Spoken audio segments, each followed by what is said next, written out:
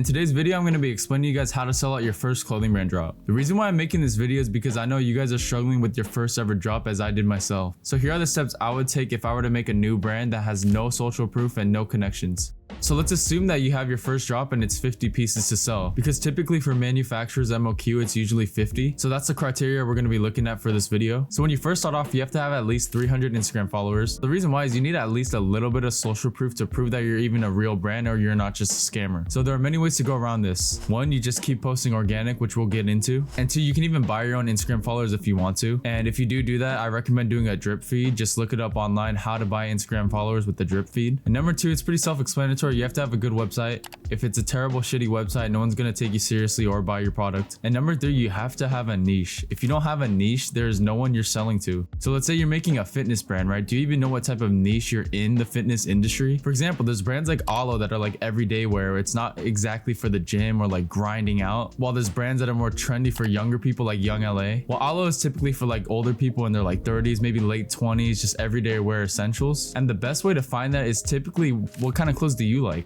Because as a brand owner, you typically make clothes that are built for you. So you have to know what kind of community and niche that you are in. And this is the last one and we'll get into it later, but you need at least $300 to spend on ads.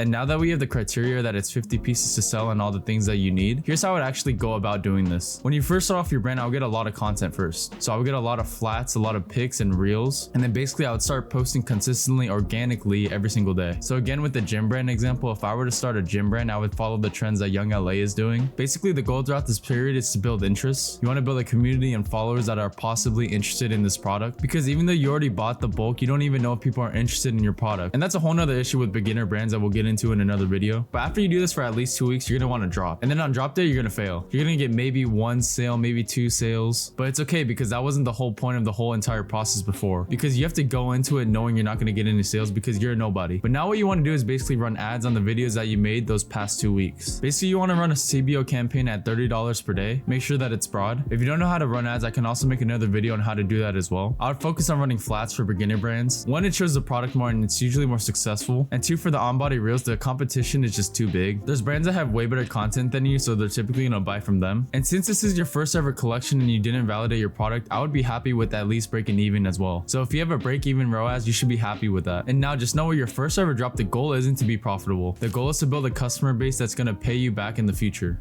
Just know that if you sell out your entire collection with a brand new brand with the product that isn't even validated, you're extremely lucky. It's gonna be completely hard, and I know I just dropped a lot of information on this, but basically you just want to try and get your money back and invest in a product that's gonna do well in the market. But if this is something you need help with, you could comment down below or message me on Instagram, and then we could book a call and brainstorm a plan for you. But just know that it's gonna be extremely hard and don't give up. And if you don't sell out your entire drop, it's not the end of the world. Just make sure you sell at least like 50% of it.